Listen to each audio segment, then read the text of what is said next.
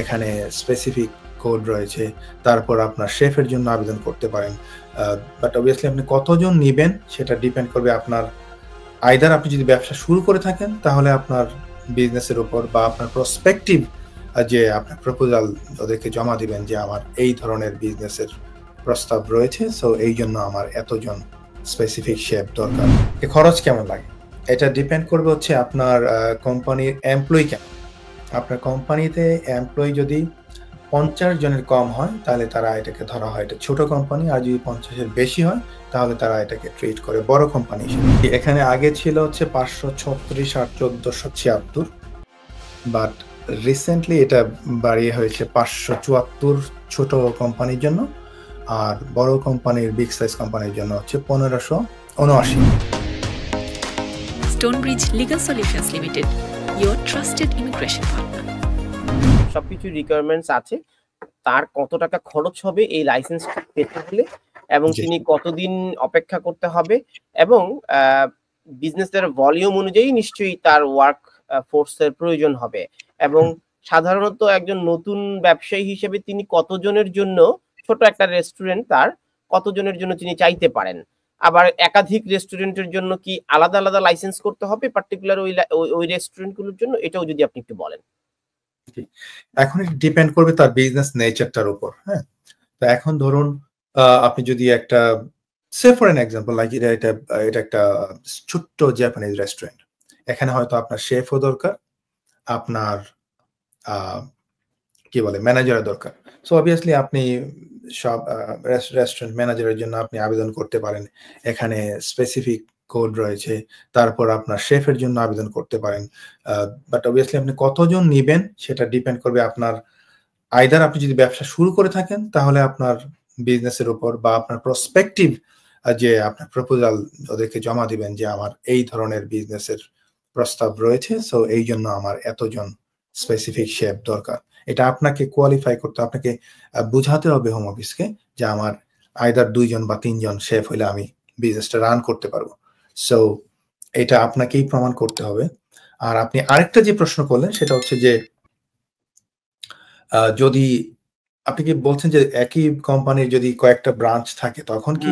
কয়েকটা ব্রাঞ্চ থাকে। একটি কোম্পানির যদি আপনার 50টা ব্রাঞ্চও থাকে, আপনার একটা লাইসেন্সের জন্য অ্যাপ্লাই করলেই যথেষ্ট, অ্যাজ লং অ্যাজ ওই ব্রাঞ্চগুলি সেম কোম্পানির আন্ডারে আর কি। আন্ডারে, আচ্ছা।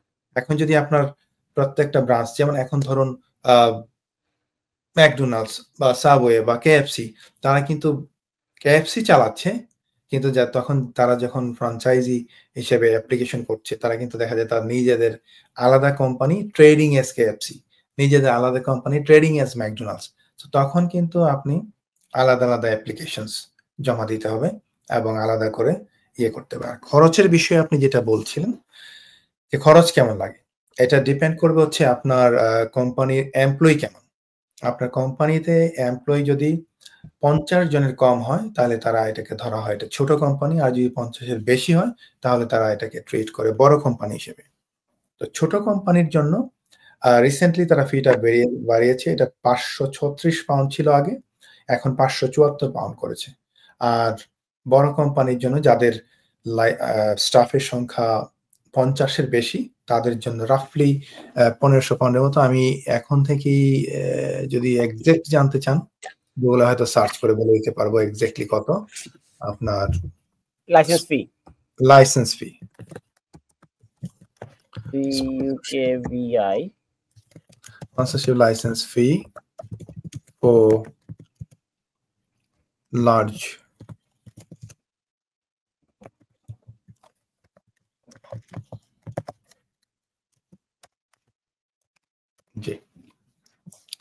জি এখানে আগে ছিল হচ্ছে 536 আর 1476, বাট রিসেন্টলি এটা বাড়িয়ে হয়েছে 574 ছোট কোম্পানির জন্য, আর বড় কোম্পানির বিগ সাইজ কোম্পানির জন্য হচ্ছে 1579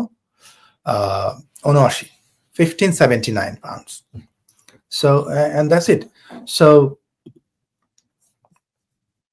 এতো জি লাইসেন্স অ্যাপ্লিকেশন করার জন্য মূলত এটাই। আর ডকুমেন্টস এর কথা আমি অলরেডি আগে বলেছি যে 4টা ম্যান্ডেটরি ডকুমেন্টস হলেই কিন্তু যে কোনো বিজনেস এই দেশে অ্যাজ লং অ্যাজ তাদের একজন স্টাফ প্রয়োজন বা মাইগ্রেন্ট স্টাফ দরকার তাদের বিজনেসটা রান করার জন্য, ওনারা কিন্তু অ্যাপ্লিকেশন করতে পারেন। এখানে অ্যাবসলিউটলি কোনো কি বাধা নেই। 4টা ডকুমেন্টস আপনি যদি 1 2 3 4 করে বলে দেন? জি, 4টা ডকুমেন্টের ক্ষেত্রে আমি প্রথমে যেটা বলেছি, যদি আপনি একটা বিজনেস রান করেন, অবভিয়াসলি আপনার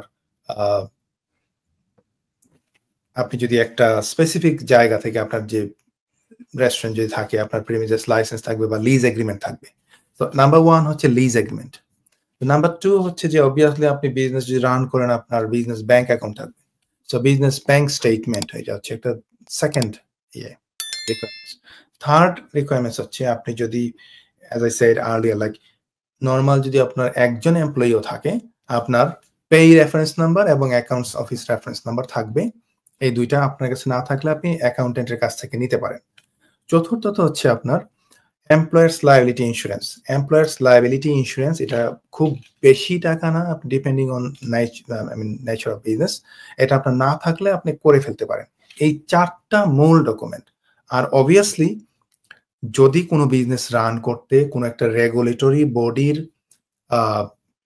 মানে কি বলে রেকগনিশনের প্রয়োজন হয় বা অথরাইজেশনের প্রয়োজন হয়, যেমন ধরেন একটা সলিসিটর ফার্ম চালাতে হলে কিন্তু আপনি এই 4টা ডকুমেন্ট হলে চলবে না। তাকে অবশ্যই একটা ম্যান্ডেটরি ডকুমেন্টস থাকতে হবে, হুইচ ইজ এসআরএ কর্তৃক আপনার অনুমোদন। আপনি যদি একটা কেয়ার হোম চালাতে চান, তাহলে আপনার সিকিউসি থেকে একটা পারমিশন লাগবে, সার্টিফিকেট লাগবে। তো এই জিনিসগুলো হচ্ছে স্পেসিফিক বিজনেসের জন্য specific, but other than that আপনার রেস্টুরেন্ট বিজনেস চালাতে হলে অবভিয়াসলি আপনার অন্যান্য যে বিষয়গুলি আছে সেগুলি তো আপনি বিজনেস চালানোর জন্য সেগুলি আপনার আছেই, বা এগুলি ছাড়া তো আপনি বিজনেস রান করতে পারবেন না। যেমন আপনার A3 লাইসেন্স, A5 লাইসেন্স, বা আপনি যদি অ্যালকোহল বিক্রি করতে চান, অ্যালকোহলের লাইসেন্স, এগুলি তো আপনার থাকবেই। তো আপনি যদি একটা বিজনেস জেনারেলি আপনি নিয়ম মেনে রান করেন, অন দ্য টপ আপনার কিন্তু খুব বেশি কিছু লাগছে না, আপনার সবগুলি জিনিসই কিন্তু আছে।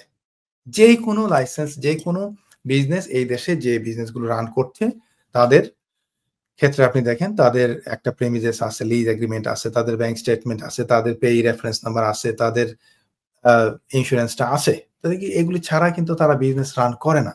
সো এই স্পেসিফিক ডকুমেন্টগুলি দিয়েই তারা দেখতে চায় যে this is a genuine business running in the United kingdom.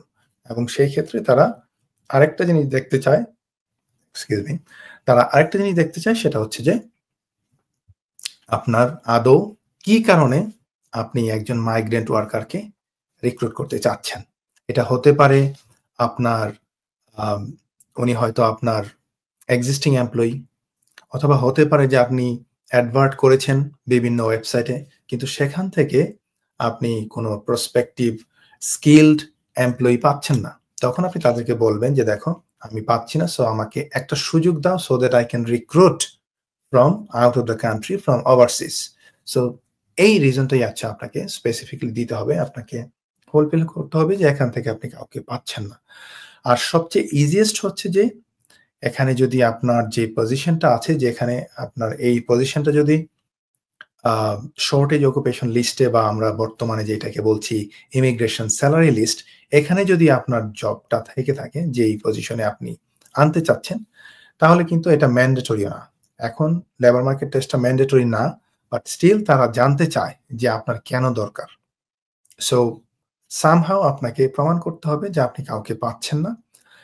এখানে যারা ব্রিটিশ সিটিজেন রয়েছে, যারা সেটেলমেন্টে আছেন, বা যারা ইভেন ইউরোপিয়ান সিটিজেন আছেন, তাদের কাছ থেকে আপনি সেটেলড ওয়ার্কারদের লেবার মার্কেট থেকে আপনি কাউকে পাচ্ছেন না, এই জন্যই আপনি লাইসেন্সটা চাচ্ছেন।